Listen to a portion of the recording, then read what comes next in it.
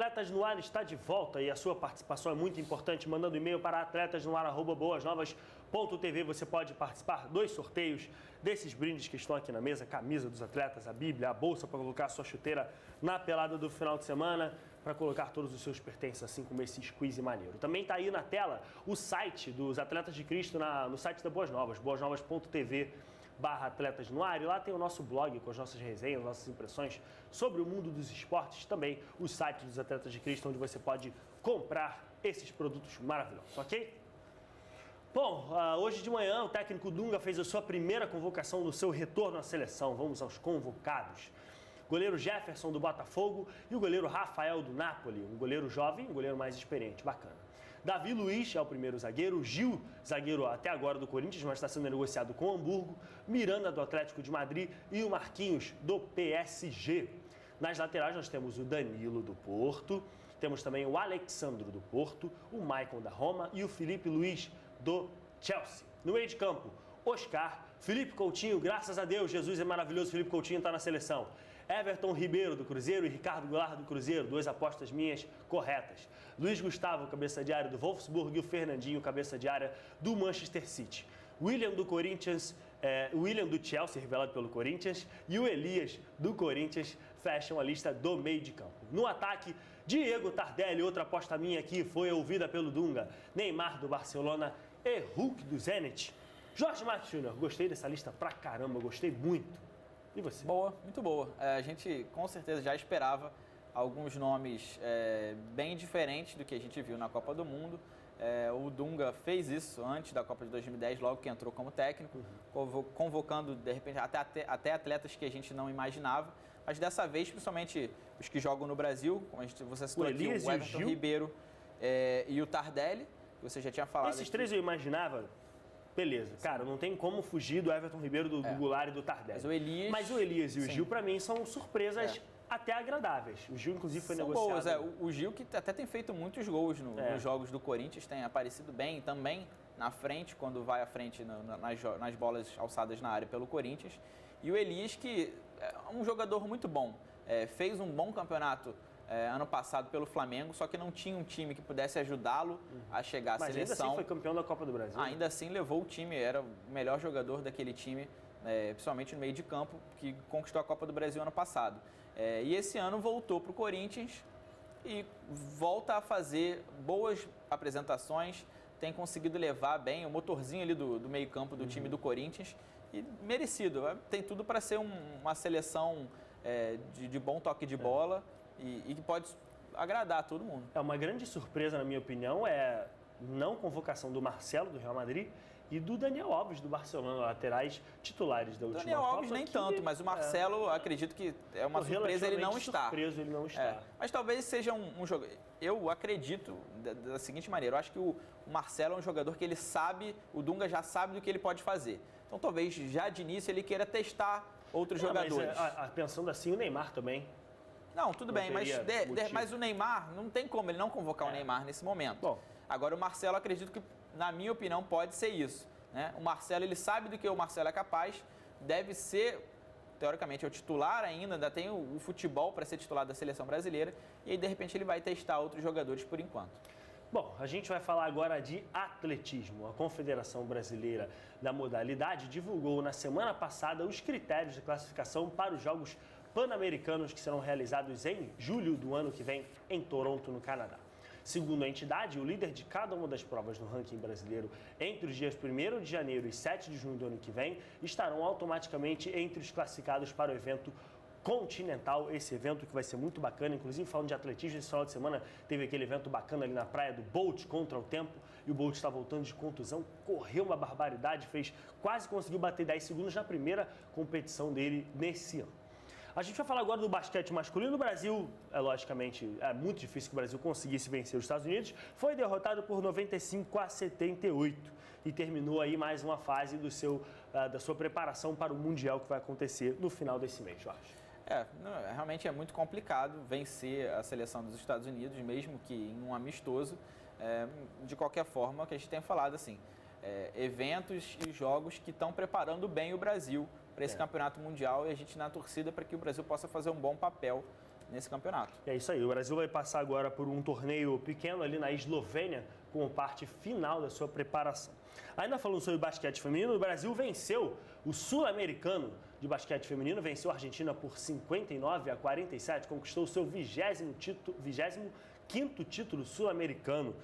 Foi na noite de ontem. O Brasil está classificado para o Pan-Americano com essa vitória e também já conseguiu uma vaga no pré-olímpico. O Brasil, que está muito bem, vai disputar o Mundial de Basquete no dia 27 de setembro desse ano. Jorge. Sim, basquete feminino também que não tem tantos nomes de peso quanto a gente conhece do basquete masculino, desde a geração da Hortência e da Paula, que a gente não vê assim uma seleção tão forte que nos dê tantas esperanças. Mas é uma grata surpresa. Sim, com Para certeza. mim, uma grata surpresa. O Brasil vencer essa competição que foi disputada lá no Que fortalece Equador. sempre as equipes para chegar nas grandes competições. Né?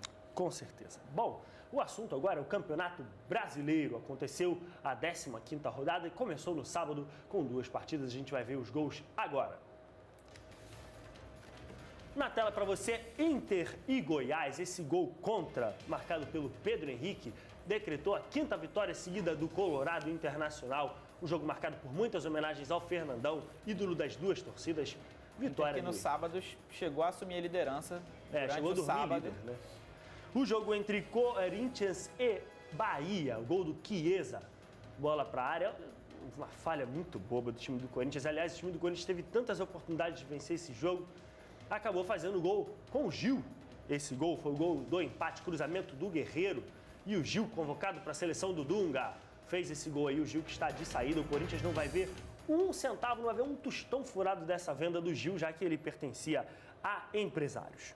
Jorge Marques, Internacional venceu de novo? Sim, o Internacional, até fazendo um paralelo desses dois jogos que nós vimos os gols agora, o Internacional é aquele time que tem mostrado que mesmo fora de casa ele vai, impõe o melhor futebol, o melhor time que tem, vai lá e conseguiu ganhar, nesse caso, do time até razoável do Goiás, que fica ali no meio de tabela, provavelmente deve ficar por ele até o final do campeonato.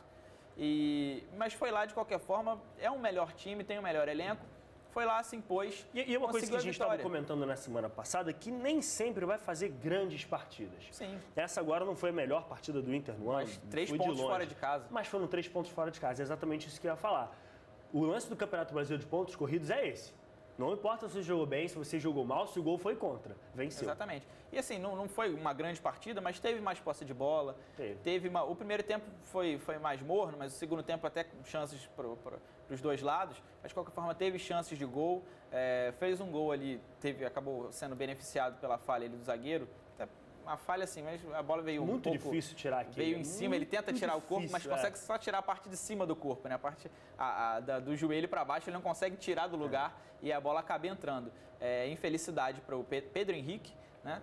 E o Goiás que já alcança ali apenas 20 pontos, está 4 pontos essa foi a de terceira distância. derrota seguida do Goiás. Está ali a 4 pontos de distância dos que estão brigando com mais força ali na parte de baixo da tabela.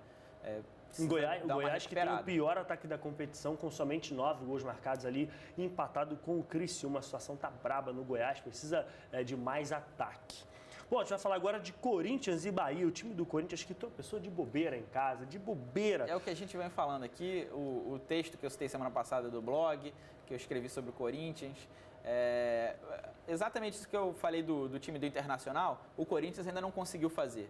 O Corinthians tem o melhor time do que o Bahia, com certeza, tem o melhor elenco, está bem melhor na tabela, tem chances de conseguir disputar o campeonato se não continuar a dar esses moles que está dando, como perder esses pontos em casa. Empatando jogos de bobeira, né? Já são 8 jogos alternando vitórias, empates, sem conseguir ter 2 vitórias seguidas o time do Corinthians. Agora mérito também do Bahia, de Gilson Klein, primeiro né, que jogo estreou, do Gilson, né? E já arrumou a cozinha ali, já conseguiu, o Bahia fez uma boa marcação, deu trabalho para o Corinthians, que rodava a bola, mas não conseguia chegar. Um ponto interessante da gente falar é que de 18 pontos possíveis do Corinthians contra os 6 últimos lugares do campeonato, estou falando aí de Vitória, de Bahia, de Flamengo e afins, o Corinthians só conseguiu 7 pontos.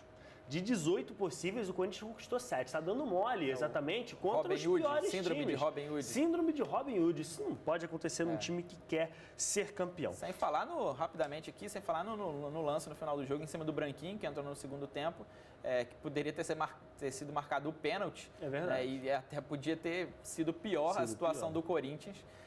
Que empatou dentro de casa, podia até ter perdido se o juiz tivesse marcado o A pênalti. situação do Corinthians vai ficar um pouco complicada, uma vez que o Preto ontem foi julgado, o Petros foi julgado ontem pelo STJD e pegou uma pena de 180 dias. Não joga mais esse ano o Petros, que vinha sendo o destaque do meio de campo do Corinthians aí junto com o Elias.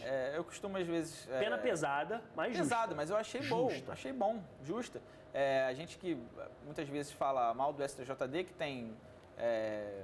posturas, às vezes, conflitantes, mas, de qualquer forma, dessa vez, nesse caso, eu concordei. Não tem como, o juiz não pode.